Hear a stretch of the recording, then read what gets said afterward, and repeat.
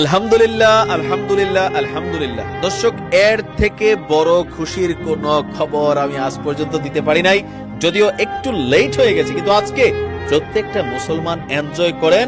আজকে আপনাদের জন্য ওই খবর আসছে, ইসরায়েল টের পাইছে, ইসরায়েলের প্রধানমন্ত্রী টের পাইছে।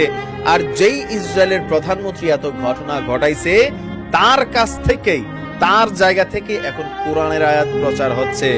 আল্লাহ চাইলে কি না হয়। তবে এখানে মনুষ্য জাতিরও কৃতিত্ব আছে।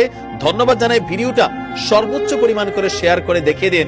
মুসলমানরা শুধু আজকাল গাছের পাতায় আল্লাহর নাম আর গরুর মাংসে আল্লাহর নাম খোঁজে না, চাইলে ইসরায়েলের মতন তথ্য প্রযুক্তির একটা দেশকেও ঠকে দিতে পারে।